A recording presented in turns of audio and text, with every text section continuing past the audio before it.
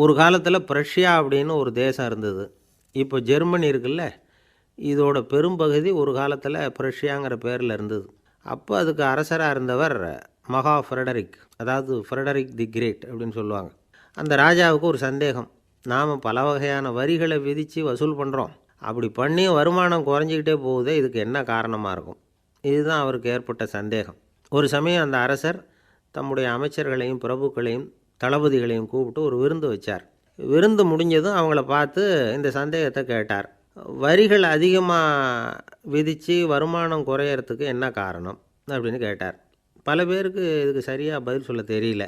அனுபவசாலியான ஒரு தளபதி எழுந்திரிச்சார். அரசே, அது எப்படிங்கிறத இப்போ உங்களுக்கு காட்டுறேன்னார்.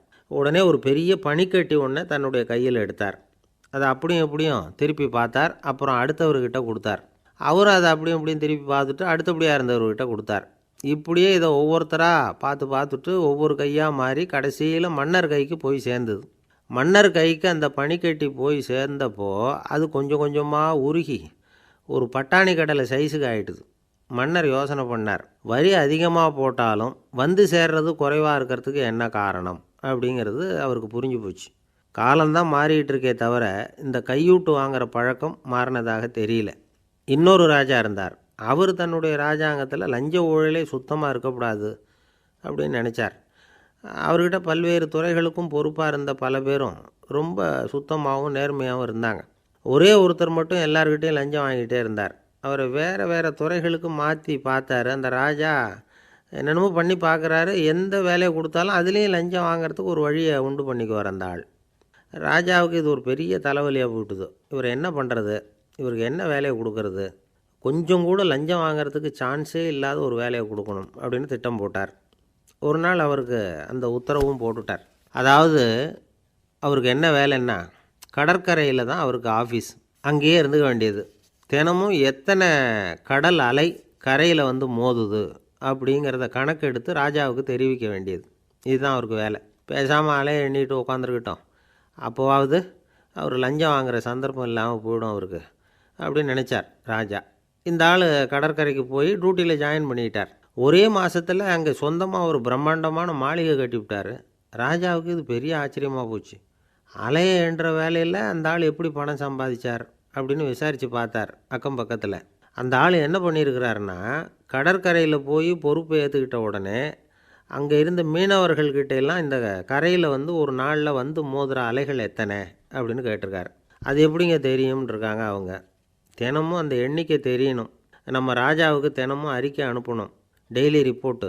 தவறுனா நீங்கள் இந்த கடலில் போய் மீன் பிடிக்கிறதுக்கு ராஜாவோட அனுமதி கிடைக்காது அப்படின்ட்டுருக்கார். உடனே மீனவர்கள்லாம் பயந்து போட்டாங்க. கடலுக்கு போகிறதுக்கு அனுமதி இல்லைன்னா பட்டினி கிடக்கிறது மாதிரி ஆகிடுமே. மெதுவாக அந்த ஆளுகிட்ட போனாங்க. காதோட காதாக சொன்னாங்க, ஐயா, எங்களால் வந்து கடல் அலையை வந்து எண்ண முடியாது. தினமும் எங்களால் முடிஞ்சதை உங்களுக்கு பணமாக கொடுத்துட்றோம். நீங்கள் தான் ராஜாக்கிட்ட சிபாரிசு பண்ணி நாங்கள் தொடர்ந்து மீன் பிடிக்கிறதுக்கு அனுமதி வாங்கி கொடுக்கணும் அப்படின்னு வேண்டிக்கிட்டாங்க. பணம் தினமும் வந்து சேர ஆரம்பிச்சுட்டுது. பதவியில் மற்ற பதவியோட இந்த பதவி எவ்வளவோ மேல் அப்படின்னு நினச்சிட்டோம் அந்த ஆள். அது மட்டும் இல்லை, தயவு பண்ணி என்னை இந்த இடத்த விட்டு மாற்றி விடாதீங்க சார் அப்படின்னு வேற கேட்க ஆரம்பிச்சிட்டானா. எனக்கு இது மட்டும்தான் சார் தெரியும், இதை தவிர வேறு எதுவும் தெரியாது அப்படின்னு சொல்லிக்கிட்டே காலம் தள்ளுறவங்க ரொம்ப பேர். அவங்களெல்லாம் கஷ்டப்பட வேண்டியிருக்கும். ஒருத்தர் தன்னுடைய தொழிலில் ரொம்ப கெட்டிக்காரராக இருக்கலாம். அதுக்காக எப்பவும் அதே ஞாபகத்தில் இருந்துக்கிட்டு உலகியல் அறிவு இல்லாமல் இருந்துடக்கூடாது. அது ஆபத்து. இதுக்காக நம்ம தாத்தா பாட்டிலாம் ஒரு கதை சொல்லுவாங்களே, கேள்விப்பட்டிருக்கீங்களா? ஒரு சமயம் ஒரு 4 பேர் சேர்ந்து வெளியூருக்கு பிரயாணம் போனாங்களாம். அந்த 4 பேர் எப்படி தெரியுமா? ஒருத்தர் வந்து வேதாந்தி, இன்னொருத்தர் சங்கீத வித்வான், 3வது ஆள் வைத்தியர், 4வது ஆள் ஜோசியர். இவங்க 4 பேரும் நண்பர்கள். அதனால் சேர்ந்து புறப்பட்டாங்க. வழியில் ஒரு ஊரில் தங்கினாங்க. இருட்டி போச்சு. அதனால் இன்றைக்கி ராத்திரி இங்கேயே தங்கி இருந்துட்டு நாளைக்கு புறப்படலாம் அப்படின்னு தீர்மானம் பண்ணாங்க. சாப்பாட்டுக்கு என்ன பண்ணுறது? அங்கேயே கடத்தெருவுக்கு போய் சாமான்லாம் வாங்கியாந்து சமைச்சு சாப்பிட்லாம்னு முடிவு பண்ணாங்க. 4 பேர் இருக்கிறதுனால ஆளுக்கு ஒரு காரியமாக செய்யலாம் அப்படின்னு வேலையை பிரிச்சுக்கிட்டாங்க. வைத்தியர் வந்து கரிகாய் வாங்க போனார், வேதாந்தி வந்து எண்ணெய் வாங்க போனார், ஜோசியர் வந்து பலசரக்கு வாங்க போனார், சங்கீத வித்வானுக்கு சமைக்கிற வேலை. எல்லாம் சரி. ஆனால் நடந்தது என்ன தெரியுமா? கடைத்தெருவுக்கு காய்கறி வாங்க போனார்ல வைத்தியர், அங்கே போய் மார்க்கெட்டில் பார்த்தார். ஒவ்வொரு கறிகாயாக எடுத்து பார்த்தார். இது பித்தம், உடம்புக்கு ஒத்துக்காது, இது வாயு, உடம்புக்கு ஒத்துக்காது அப்படின்னு ஒவ்வொன்றா தள்ளினார். கடைசியில் ஒன்றுமே தேரல, வெறுங்கையோடு திரும்பி வந்துக்கிட்டு இருக்கிறார். எண்ணெய் வாங்க போனார் வேதாந்தி, அவர் ஒரு தொன்னையில் எண்ணெயை வாங்கினார். பேசாமல் அதை எடுத்துகிட்டு வர வேண்டியது தானே, முடியல. அவருடைய வேதாந்த மூளை சிந்திக்க ஆரம்பிச்சுட்டுது. இந்த தொன்னைக்கு எண்ணெய் ஆதாரமா அல்லது எண்ணெய்க்கு தொன்னை ஆதாரமா அப்படிங்கிற ஆராய்ச்சியில் இறங்கினார். என்னாச்சு தெரியுமா? அப்படி கவுத்து பார்த்தார். வாங்கின எண்ணெய் பூராவையும் வழியில் கொட்டிவிட்டு வெறும் தொன்னையோடு வந்து சேர்ந்தார். பலசரக்கு வாங்க போனார் ஜோசியர். அவர் ஒரு வழியில் பார்த்தாரு. வழியில் வந்தவங்களெல்லாம் அங்கங்கே ஒரு மரத்தடியில் உட்கார வச்சு அவங்களுக்கெல்லாம் ஆர்வம் சொல்ல ஆரம்பிச்சிட்டார். அப்படி ஒவ்வொருத்தராக சொல்லி முடிச்சுட்டு கடத்தருக்கு போய் சேர்ந்தார். இவர் அங்கே போய் சேர்றதுக்குள்ளே ரொம்ப நேரம் ஆகிட்டுது. கடையெல்லாம் பூட்டிவிட்டு போயிட்டாங்க. என்ன செய்கிறது? அவரும் வெறுங்கையோடு திரும்பி வந்து சேர்ந்தார். சரி, இவங்க கதை தான் இப்படி ஆச்சு. அங்கே சமைக்கிறதுக்காக உட்காந்துருந்தார் சங்கீத வித்வான். அவர் கதை என்னாச்சு தெரியுமா? அங்கே அவர் அடுப்பை பற்ற வச்சு ஒலையை கொதிக்க வச்சார். அதாவது ஒரு பானையில் தண்ணியை ஊற்றி அடுப்பில் வச்சார். அது கொதிக்க ஆரம்பிச்சிது. தண்ணி கொதிக்கிற சத்தம் இருக்குதுல்ல, அது இவருக்கு தாளம் போடுறது மாதிரி இருந்தது. ஒரே குஷி, பாட ஆரம்பிச்சிட்டார். பாடிக்கிட்டே உற்சாகமாக கையில் இருந்த கரண்டியால் அந்த பானையில் தட்டினார், தாளம் போடுறதா நினச்சிக்கிட்டு. அவ்வளவுதான், பானை பட்டுன்னு உடஞ்சி போச்சு. தலையில் கையை வச்சுக்கிட்டு அவரும் உட்காந்துட்டார். எந்த தொழில் தெரிஞ்சாலும் சரி, அதை புத்திசாலித்தனமாக பயன்படுத்த தெரியலன்னா ஆபத்து தான். அதுக்காக தான் இந்த கதை. ஒரு பஸ்ஸு டிரைவர் ரொம்ப கெட்டிக்காரர். பஸ்ஸை ரொம்ப திறமையாக ஆபத்து இல்லாமல் ஓட்டினதுக்காக பரிசுலாம் வாங்கினவர். அவரே ஒரு படகு ஓட்டுறதுக்காக அழைச்சிட்டு போயிருக்கிறாங்க, மோட்டார் படகு. அதையும் ரொம்ப திறமையாக தான் ஓட்டிகிட்டு போயிருக்கிறாரு. நடுக்கடலில் போனதும் படகு நின்று போச்சு. மோட்டாரில் ஏதோ கோளாறு. என்ன செய்யலாம் அப்படின்னு அந்த டிரைவரை கேட்டிருக்கிறாங்க படகுல இருந்தவங்கெல்லாம். அப்போ அவர் சொன்னாராம், கவலைப்படாதீங்க, ஒன்றும் பிரச்சனை இல்லை, எல்லோரும் கொஞ்சம் கீழே இறங்கி பின்னாடி தள்ளுங்க, மோட்டார் ஸ்டார்ட் ஆகிடும் அப்படின்னாராம். ஒரு ஊரில் ஒரு இளைஞன் இருந்தான். ஒரு நாள் அவன் ஒரு குருவை தேடிக்கிட்டு புறப்பட்டான். ஊரை விட்டு வெளியில் போனான். போகிற வழியில் ஒரு காடு.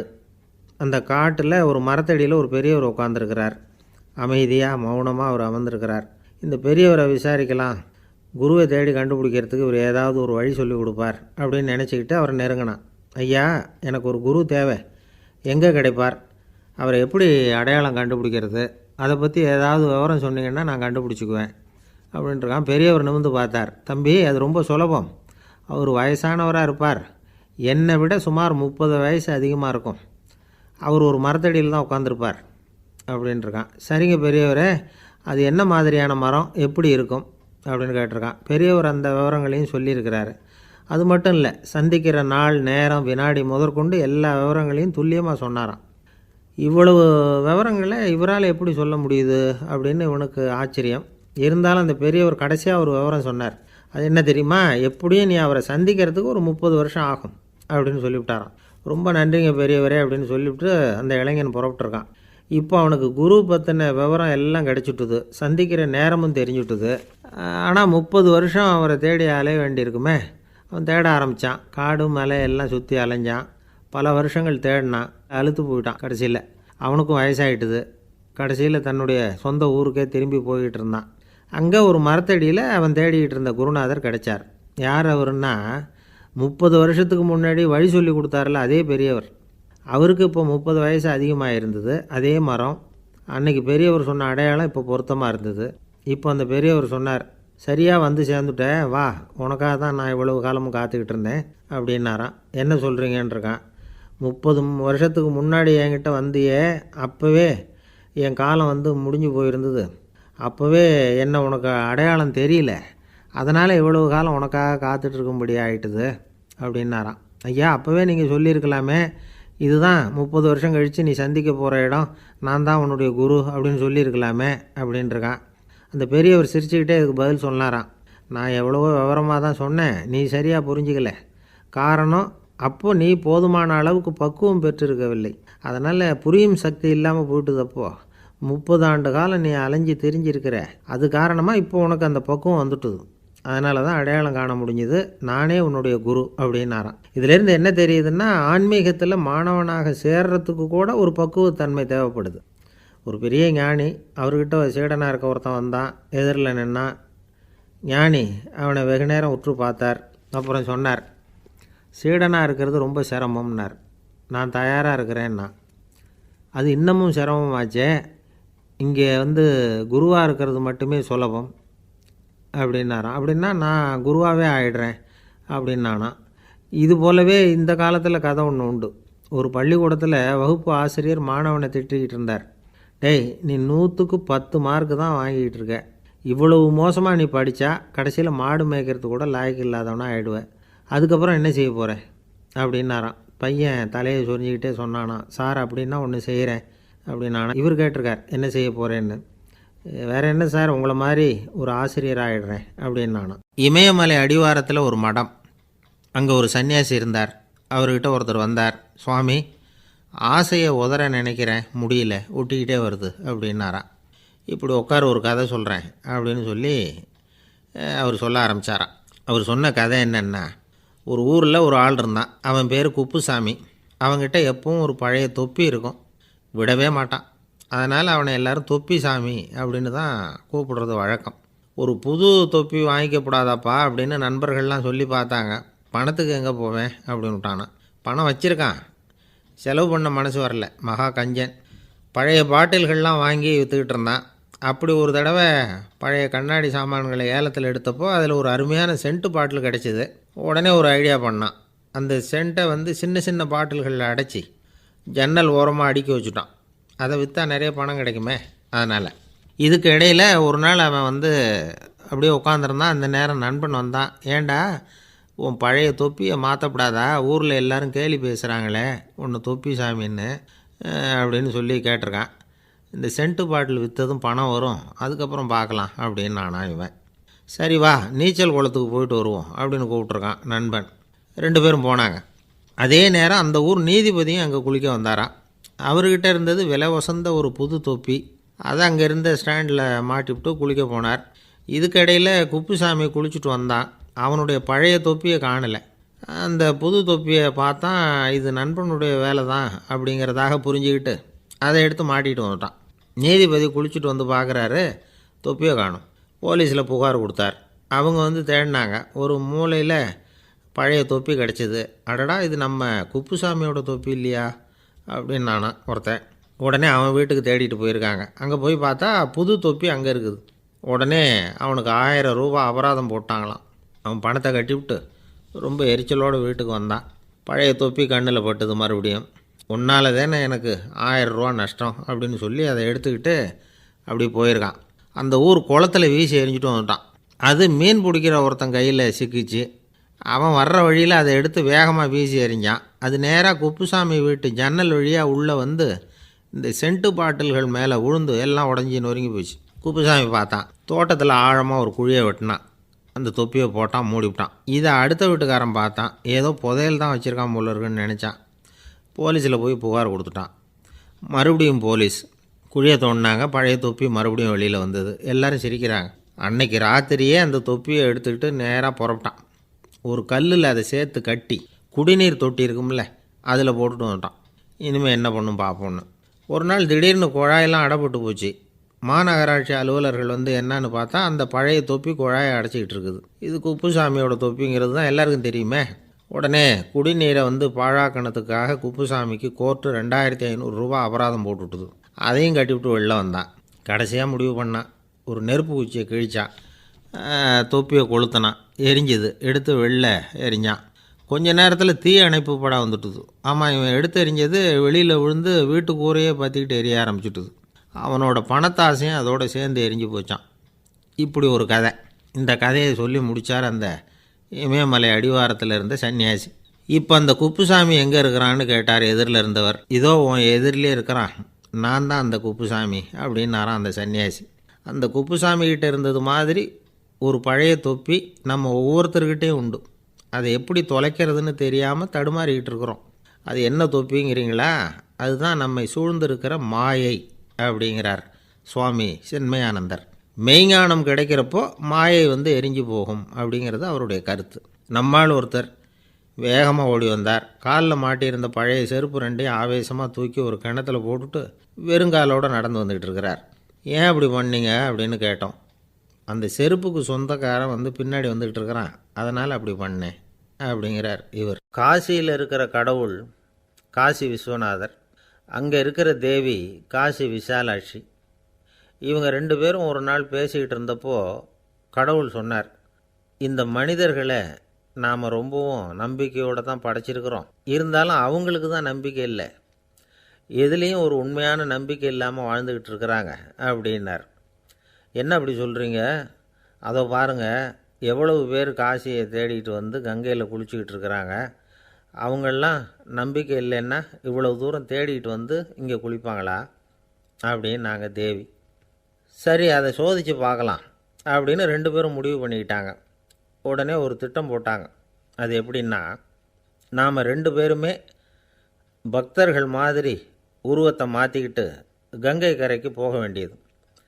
நான் வந்து கங்கையில் இறங்கி குளிக்கிறேன், கொஞ்ச நேரத்தில் சுழலில் மாட்டிக்கிட்டது மாதிரி நடிக்கிறேன். நீ உடனே கரையிலிருந்து சத்தம் போடும், என்னோடய வீட்டுக்காரரை யாராவது காப்பாற்றுங்களேன்னு சத்தம் போடும். அதோடு இன்னொன்று சொல்லு, யாராவது ஒரு புண்ணிய ஆத்மா அவர்கிட்ட போய் அவருடைய முடியை பிடிச்சி இழுக்கணும், அப்படி ஒரு சாபம் இருக்குது எங்களுக்கு. புண்ணிய ஆத்மா, அதாவது எந்த பாவமும் செய்யாத இல்லாத ஒருத்தர் தான் அவரை காப்பாற்ற முடியும்.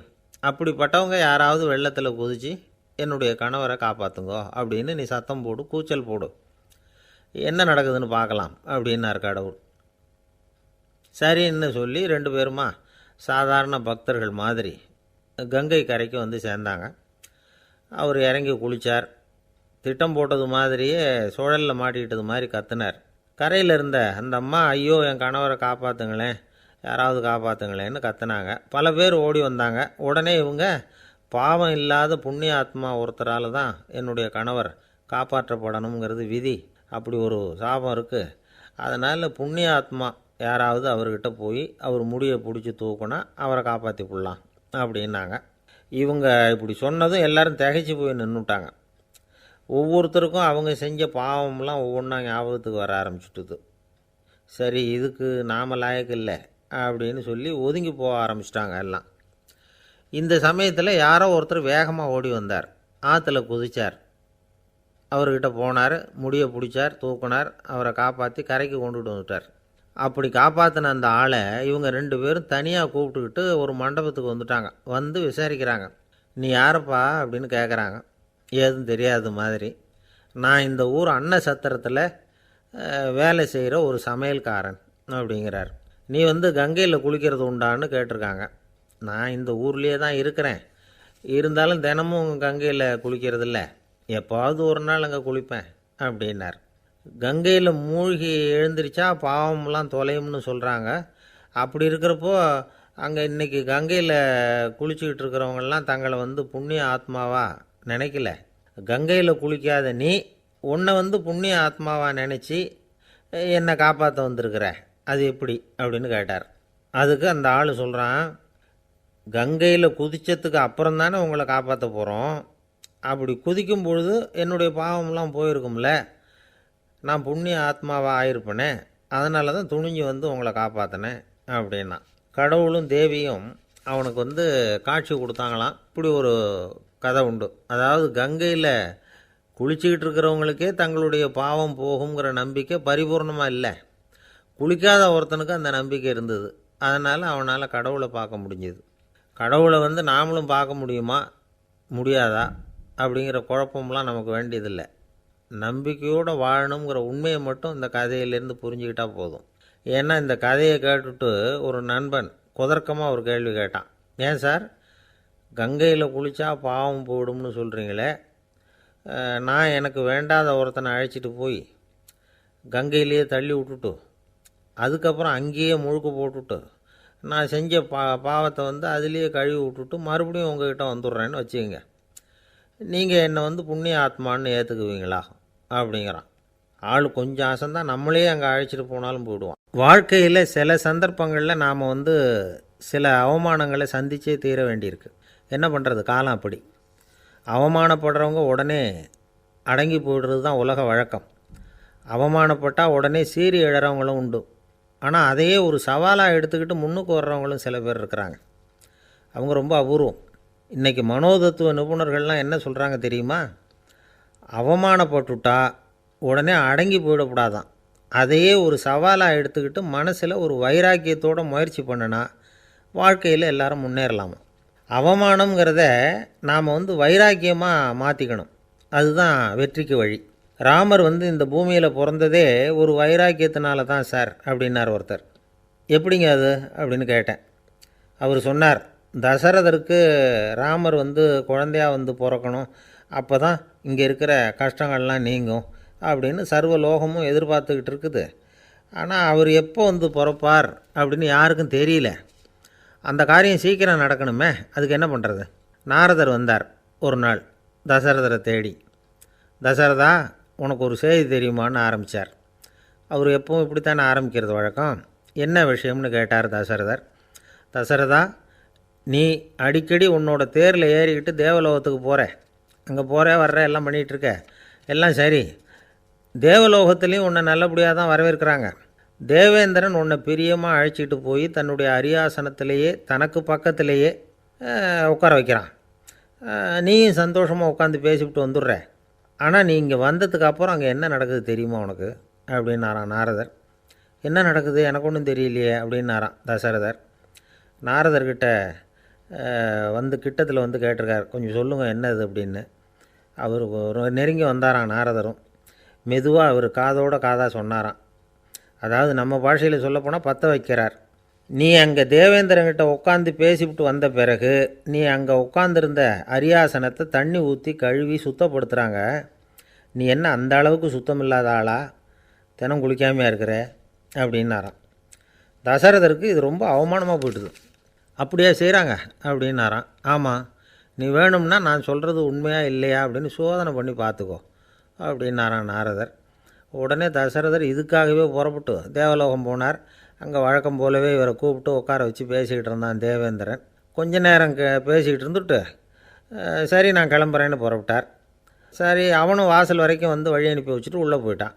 தசரதர் வெளியில் கொஞ்ச நேரம் மறைஞ்சி இருந்துட்டு மெதுவாக உள்ளே எட்டி பார்த்தார் என்ன நடக்குதுன்னு. நாரதர் சொன்னது உண்மைதான். தசரதர் உட்காந்துருந்த ஆசனத்தை அங்கே 2 தேவர்கள் கழுவி சுத்தப்படுத்திக்கிட்டு இருக்கிறாங்க. தசரதரால் இதை தாங்கிக்க முடியல.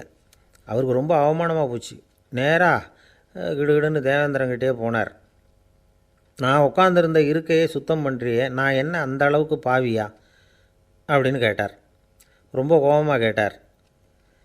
தசரதரே, மனுஷனுக்கு 3 கடன்கள் உண்டு. தேவக்கடன், ரிஷி கடன், பித்ரு கடன். இதை தீர்க்காதவன் பாவியாகிறான். இதில் மகனை பெறுவதால் தான் பித்ரு கடன் தீரும். உனக்கு மகன் கிடையாது, அதனால் நீ பாவியாகிற. பாவி உட்காந்துருந்த இடம்ங்கிறதுனால அதை சுத்தம் செய்ய வேண்டியது எங்கள் கடமை அப்படின்னு நானான் தேவேந்திரன். இந்த இடத்துல தசரதருக்கு ஏற்பட்ட அவமானம் ஒரு வைராக்கியமாக மாறிச்சு. தேவேந்திரனே கேட்டுக்கோ, ஒரு மகனை பெற்ற பிறகு தான் இந்த சபையில் மறுபடியும் அடி எடுத்து வைப்பேன் அப்படின்னு சொல்லிவிட்டு போயிட்டாரான். போய் புத்திர காமேஷ்டி யாகம் பண்ணார். புத்திரர்கள் பிறந்தார்கள். இந்த கதையில் உள்ள கருத்து என்னென்னா, தேவேந்திரன் தசரதரை அப்படி அவமானப்படுத்தலைன்னா அவருக்கு இப்படி ஒரு வைராக்கியம் பிறந்திருக்குமா? யோசித்து பார்க்கணும். நமக்கு ஏற்படுகிற சில அவமானங்களையும் வைராக்கியமாக மாற்றிக்குவோம். அப்படி மாற்றிக்கிட்டோம்னா வாழ்க்கையில் முன்னேறலாம். நம்ம ஆளுங்க சில பேர் அவமானத்தை வைராக்கியமாக மாற்றிக்கிறது எப்படி தெரியுமா? நம்மக்கிட்ட ஒரு பையன் சொன்னான், எங்கள் அப்பா என்னை எல்லாருக்கும் முன்னாடி வச்சு திட்டிவிட்டார், பொறுப்பு இல்லாமல் ஊர் சுற்றுறேன்னு சொல்லி அவமானப்படுத்தி விட்டார். இனிமேல் நீ என் முகத்திலேயே முழிக்காதரா போடான்னு வேறு சொல்லிவிட்டார். எனக்கு ரோஷம் வந்துட்டுது. அந்த அவமானத்தை வைராக்கியமாக மாற்றிக்கிட்டேன். அன்னையிலேருந்து அவர் முகத்திலேயே முழிக்கிறதில்ல அப்படின்னா. அப்படியான்னு கேட்டோம். ஆமாங்க, அவர் வீட்டில் இல்லாத நேரமாக பார்த்து உள்ள சமையல் கட்டுக்கு போய் சாப்பிட்டுட்டு நைஸாக வெளியில் வந்துடுவேன் அப்படிங்கிறான் அவன். ஜவஹர்லால் நேரு பிரதமராக இருந்த சமயம் அவர் ஒரு தடவை சென்னைக்கு வந்திருக்கிறார். இங்கே சில முக்கிய நிகழ்ச்சிகளில் கலந்துக்கிறதுக்காக வந்திருந்தார். ஆளுநர் மாளிகையில் ஒரு நாள் ராத்திரி தங்கி மறுநாள் புதுடெல்லி புறப்படுறதாக ஏற்பாடு. நிகழ்ச்சியிலெல்லாம் முடிச்சுக்கிட்டு ஆளுநர் மாளிகையில் தங்கியிருக்கிறார். அன்றைக்கு இரவு படிக்கிறதுக்கு ஒரு முக்கியமான புத்தகம் அவருக்கு தேவைப்பட்டது. அந்த சமயத்தில் உலக அளவில் ஒரு முக்கியமான பொருளாதாரம் சம்பந்தமான ஒரு புத்தகம் வெளியாகி இருக்கிற விஷயம் அவருக்கு தெரியும். அந்த புத்தகம் மெட்ராஸுக்கு வந்திருக்குமா, அது இங்கே கிடைக்குமா அப்படின்னு விசாரிச்சிருக்கிறார் நேருஜி. அவர் இப்படி கேட்ட உடனே அங்கே இருந்தவங்கெல்லாம் ரொம்ப பரபரப்பாக செயல்பட ஆரம்பிச்சிட்டாங்க. முக்கியமான இடங்கள்ல எல்லாம் விசாரிச்சிருக்கிறாங்க, அந்த புத்தகம் உங்ககிட்ட இருக்கான்னு. சென்னையில் உள்ள கன்னிமாரா நூல் நிலையத்துக்கு எப்படியும் அந்த புத்தகம் வந்திருக்கணும் அப்படின்னு ஒரு நம்பிக்கை. அங்கே விசாரித்தாங்க. அந்த புத்தகம் 2 நாளைக்கு முன்னாடி தான் அங்கே வந்திருக்குது அப்படிங்கிற விஷயம் தெரிஞ்சுது. உடனே எல்லோரும் அங்கே ஓடினாங்க.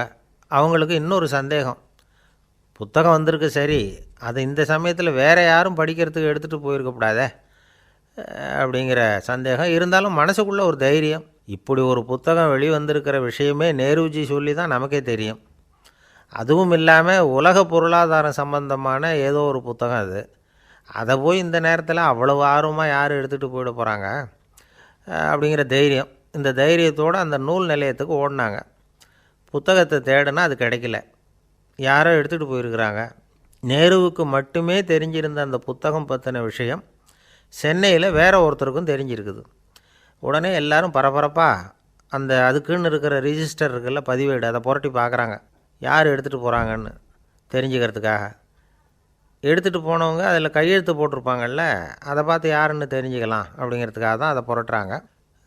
அதோ அந்த புத்தகத்தோட பேர் பக்கத்தில் அதை எடுத்துக்கிட்டு போனவங்க கையெழுத்து உத்து பார்க்குறாங்க எல்லாரும்.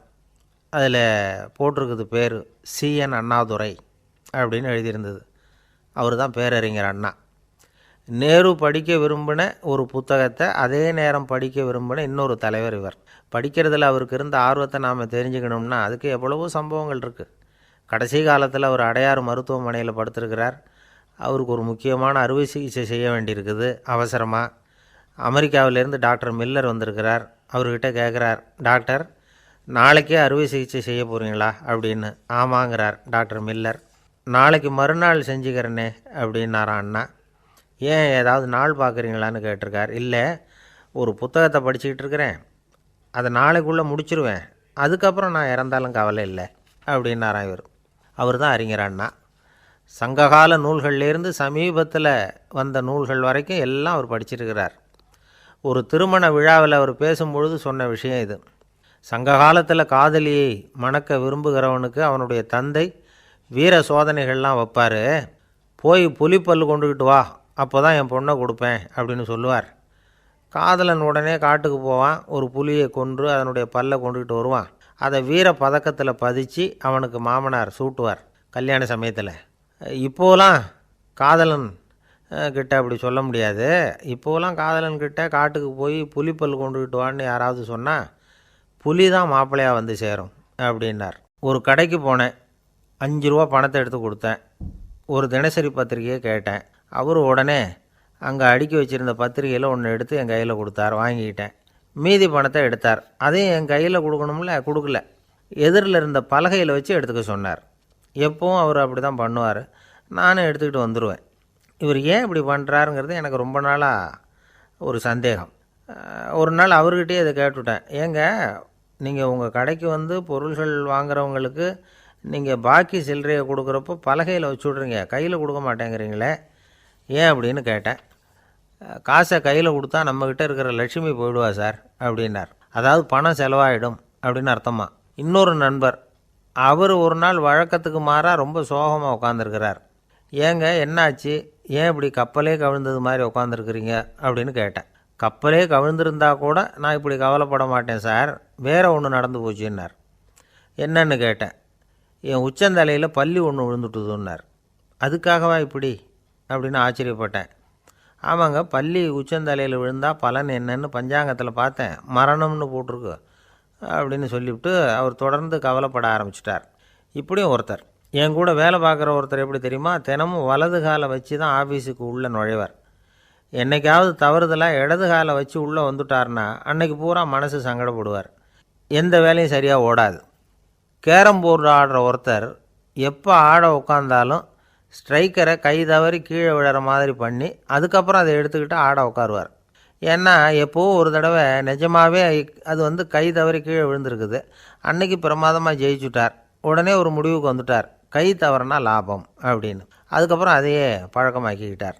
பூனை குறுக்க போனால் சகனம் சரியில்லைன்னு நினைக்கிறவங்க உண்டு. ஆனால் ஒருத்தர் எப்படி தெரியுமா, அவர் வெளியில் கிளம்புற சமயம் பக்கத்து வீட்டு ரேடியோவில் மியாவ் மியாவ் பூனைக்குட்டின்னு பாட்டு சத்தம் கேட்டால் கூட போதும், சகனம் சரியில்லைன்னு பிரயாணத்தை கேன்சல் பண்ணிவிடுவார். இப்போ இவ்வளவும் எதுக்கு சொல்கிறோம்னா, அளவுக்கு மீறின சகுன நம்பிக்கைகள் இருக்குது பாருங்கள், இதோட பயமும் சேர்ந்துக்கிட்டதுன்னு வச்சுக்கோங்க, இது ஒருத்தருடைய மனநிலையை பாதிச்சிடும். இது உளவியல் நிபுணர்கள் சொல்கிற கருத்து. வாழ்க்கையே தடுமாற வச்சிரும். பாதுகாப்பு இல்லாத உணர்வு, ஒரு விதமான டிப்ரெஷன் மனநிலை, இதெல்லாம் தான் இதுக்கு காரணமாக அமையலாம். சில பேர் காய்கறி நறுக்க கத்தியை கையில் எடுத்தால் கூட நேரம் சரியாக இருக்கா அப்படின்னு பார்த்துட்டு தான் வேலையை ஆரம்பிக்கிறது வழக்கம். அறிவு தான் மனசுக்கு வாத்தியாராக இருக்கணும், அப்போ தான் வாழ்க்கை நிம்மதியாக இருக்கும். அறிவு மனசு சொல்கிறபடியெல்லாம் கேட்க ஆரம்பிச்சுட்டுதுன்னா இடைஞ்சல் தான். ஒருத்தருக்கு 7ஆம் நம்பர் தான் ராசியான நம்பரான், 7ஆம் தேதி தான் எந்த காரியத்தையும் ஆரம்பிப்பாராம். 7 எழுத்து வர்றது மாதிரி பேரை மாற்றி வச்சுக்கிட்டார். 7 மணிக்கு தான் தினமும் எழுந்திருப்பார். 7ஆம் நம்பர் வீட்டில் தான் குடியிருக்கார். கல்யாணம் கூட 7ஆம் தேதி தான் பண்ணிக்கிட்டார். அவர் ஒரு நாள் குதிரை பந்தயத்துக்கு போனாராம். குதிரையோட பேரையெல்லாம் பார்த்தார். ஒரு குதிரையோட பேர் 7 எழுத்தில் அமைஞ்சிருந்தது. 7 தானே இவருக்கு அதிர்ஷ்ட நம்பர். அதனால் உடனே அது பேரில் பணத்தை கட்டினார். பந்தயம் நடந்தது. என்ன சார் ஆச்சுன்னு கேட்டாங்க. நான் பணம் கட்டின அந்த என்னோடய குதிரை 7ஆவதாக சேர்ந்தது சார் அப்படின்னாராம் சோகமாக. ஒரு விவசாயி விதைக்கிறதுக்காக வயல்வெளி பக்கம் போகிறார். விதைகளை அள்ளி வீசினார். அப்போ என்ன ஆச்சுன்னா, சில விதைகள் பாதை ஓரத்தில் விழுந்தது, சில விதைகள் முள் செடிகள் மண்டி இருந்த புதருக்கு இடையில் விழுந்தது, சில விதைகள் நல்ல நிலத்தில் விழுந்தது. பாதை ஓரத்தில் விழுந்த விதை என்ன ஆச்சுன்னா, அதெல்லாம் பறவைகள் கண்ணில் போட்டுவிட்டுது. உடனே உட்காந்து கொத்தி தின்னுட்டு போட்டுது. அதிகமாக மண் இல்லாத பாறை பகுதியில் விழுந்த விதையெல்லாம் லேசாக வேர் விட்டு முளைக்க ஆரம்பிச்சிது. அதுக்கப்புறம் வேர் கீழேயும் ஆழமாக போக முடியல, மேலேயும் சூரிய வெப்பம் அதிகம் தாங்க முடியல, எல்லாம் காஞ்சி கருகி போட்டுது. புதர் பகுதியில் சில விதைகள் விழுந்தது இல்லையா, முள் செடிகள் காடாக மண்டி போயிருந்தது. அதனால் முளைச்சி வர்ற செடிக்கு நெருக்கடி அதிகமாக போட்டுது, சரியாக வளர முடியல, விளைச்சலும் சரியாக இல்லை. நல்ல நிலத்தில் விழுந்த விதைகள் மட்டும் நல்லா முளைச்சிது, நல்லா வளர்ந்தது, விளைச்சலும் பிரமாதமாக இருந்தது. இந்த கதையை சொல்லிவிட்டு கேட்க செவியுள்ளோர் கேட்கட்டும் அப்படிங்கிறார் இயேசு பெருமான். ஆமாம், இயேசு கடலில் நின்ற படகு ஒன்றில் உட்காந்துருக்கிறார். கடற்கரையில் ஏராளமான மக்கள் உட்காந்துருக்கிறாங்க. அந்த சமயத்தில் தான் இயேசு ஓமைகள் மூலமாக மக்களுக்கு பல உண்மைகளை சொல்லிகிட்டு இருக்கிறார். மக்கள் அந்த கதையை கேட்டுட்டு ஒன்றும் புரியாமல் முழிக்கிறாங்க. அதை கவனித்த இயேசு அந்த ஓமையை விளக்க ஆரம்பித்தார். இதில் அந்த விதைக்கிறவர் தான் இறைவன். அவருடைய வார்த்தைகளை விதைக்கிறார். அந்த வார்த்தைகளை கேட்கிற மக்கள் அந்த விழுந்த விதைகள் மாதிரி 4 வகையானவர்கள். சில பேர் பாதை ஓரத்தில் விழுந்த விதைகள் மாதிரி. இறைவன் வார்த்தைகளை அவங்க கேட்குறாங்க, ஆனால் தீய எண்ணங்கள் செய்கைகள் மூலமாக விதைக்கப்பட்ட வார்த்தைகள் அழிஞ்சு போடுது. இறைவன் வார்த்தைகளை கேட்ட உடனே மகிழ்ந்து போய் உடனே சில பேர் அதை ஏற்றுக்கிறாங்க. இவங்கெல்லாம் அந்த பாறை பகுதியில் விழுந்த விதைகள் மாதிரி. அதனால் இவங்கெல்லாம் வேறு இல்லாதவங்க, கொஞ்ச காலத்துக்கு இறை வார்த்தைகளுக்கு கீழ்ப்படிந்து நடப்பாங்க. அதனால் ஏதாவது இடைஞ்சல் ஏற்பட்டால் உடனே தடுமாறுவாங்க. தங்கள்கிட்ட இருக்கிற நல்ல பண்புகளை விட்டுட்டு பாவ வழிகளுக்கு போயிடுவாங்க. முள் செடிகளுக்கு இடையில் விழுந்த விதைகள் மாதிரி உள்ளவங்க யாருன்னா, இவங்களுக்கு உலக கவலை உண்டு, செல்வத்தின் மீது மயக்கம் உடையவர்கள். உலக ஆசைகள் இவங்களுக்குள்ளே பூந்துடுறதுனால அங்கே இருக்கிற நல்ல பண்புகள் மறைஞ்சு போயிடுது. அதனால் அவங்களும் உபயோகம் இல்லாதவங்களாக ஆயிடுறாங்க. நல்ல மனிதர்கள் நல்ல நிலத்தில் விழுந்த விதைகளுக்கு ஒப்பானவர்கள். இவங்க இறை வார்த்தையை கேட்குறாங்க, அதை ஏற்றுக்கிறாங்க, அவங்களும் நல்லபடியாக வாழுறாங்க, அடுத்தவங்களுக்கும் உபயோகமாக இருப்பாங்க. இதுதான் இயேசு சொன்ன விளக்கம். நல்ல வார்த்தைகளை கேளுங்கள், நல்ல வார்த்தைகளை ஏற்றுக்கொள்ளுங்கள், அடுத்தவங்களுக்கு உபயோகமாக இருங்க. இதுதான் பெரியவங்கள்லாம் நமக்கு சொல்லுகிற உபதேசம். ஒரு அப்பா தன்னுடைய மகனுக்கு உபதேசம் பண்ணார். இதை பாருப்பா, நல்ல வார்த்தைகளை கேட்கணும், எப்போதுமே மகன் அப்பா பேச்சை கேட்குறது நல்லது அப்படின்னாராம். நீ ஏதாவது ஒரு தப்பு பண்ணால் என் தலையில் ஒரு முடி நரைச்சி வெள்ளையாக போடும்பா, நீ செய்கிற ஒவ்வொரு தப்புக்கும் என் தலையில் ஒவ்வொரு முடி வெள்ளையாயிடும் அப்படின்னாராம். பையன் யோசித்தான், அப்பா இப்போ தான் எனக்கு புரியுது, தாத்தாவோட தலைமுடி பூராவும் வெள்ளையாக இருக்கிறதுக்கு என்ன காரணங்கிறது எனக்கு இப்போ தான் புரியுது அப்படின்னானா. ஒரு ஊரில் ஒரு ராஜா இருந்தார். அவர் ஒரு பூனை வளர்த்தார். ரொம்ப செல்லமாக அவர் அந்த பூனையை வளர்த்தார். அவர் என்ன பண்ணுவார் தெரியுமா, இரவு நேரத்தில் அந்த பூனையோட தலையில் ஒரு விளக்கை வச்சுருவார். அந்த பூனை ரொம்ப ஜாக்கிரதையாக அந்த விளக்கு கீழே விழுந்துடாமல் பார்த்துக்கும். தலையை ஆட்டாமல் ரொம்ப நிதானமாக ராஜா பின்னாடி நடந்து போய்கிட்டே இருக்கும். அந்த விளக்கு வெளிச்சத்தில் எல்லா வேலைகளையும் செஞ்சுருவார். கையில் ஒரு விளக்கை தனியாக எடுத்துகிட்டு போக வேண்டிய அவசியமே இல்லை. விளக்கை தூக்கிட்டு போகிற வேலையை அந்த பூனை பார்த்துக்கும். அதனால் ராஜாவுக்கு அந்த பூனை மேலே ரொம்ப பிரியம். மந்திரிகளையெல்லாம் கூப்பிட்டு அவங்கக்கிட்ட சொல்லுவார், பார்த்தீங்களா இந்த பூனை எவ்வளவு விசுவாசமாக நடக்குது, என் பேரில் எவ்வளவு மரியாதை பார்த்தீங்களா அதுக்கு அப்படிம்பார். இதை கேட்டுவிட்டு அங்கேருந்து அமைச்சர்களில் ஒருத்தர் சொன்னார், மன்னா நீங்கள் சொல்கிறது சரிதான், இருந்தாலும் இந்த பூனையோட விசுவாசத்தை நாம் கொஞ்சம் சோதித்து பார்க்க வேண்டியிருக்கு அப்படின்னாராம். சரி, உங்கள் ஆசையை ஏன் கெடுக்கணும், நல்லா சோதித்து பாருங்கள் அப்படின்னு சொல்லிவிட்டார் ராஜா. உடனே அந்த அமைச்சர் என்ன பண்ணார் தெரியுமா, எங்கேயோ புறப்பட்டு போனார். ஒரு 5-6 எலிகளை பிடிச்சிக்கிட்டு வந்தார். அரண்மனையில் ராஜா ஏதோ வேலை பார்த்துக்கிட்டு இருக்கிறாரு. பக்கத்தில் அந்த பூனை ரொம்ப பணிவாக நின்றுக்கிட்டு இருக்குது. அது தலையில் விளக்கு எரிஞ்சிக்கிட்டு இருக்கு. அமைச்சர் தான் பிடிச்சிக்கிட்டு வந்த எலிகளை அந்த பூனை பார்வையில் படுறது மாதிரி எதிரில் விட்டார். அந்த எலிகள்லாம் அங்கேயும் இங்கேயும் ஓட ஆரம்பிச்சிது. அதை பார்த்தது பூனை, அவ்வளவுதான். தலையில் இருக்கிற விளக்கை பற்றியும் கவலைப்படலை, ராஜாவை பற்றியும் கவலைப்படல. ஒரே பாய்ச்சலாக பாஞ்சு எலிகளை துரத்த ஆரம்பிச்சுட்டுது. தலையில் இருந்த விளக்கு எங்கேயோ போய் விழுந்தது, அணைஞ்சு போச்சு.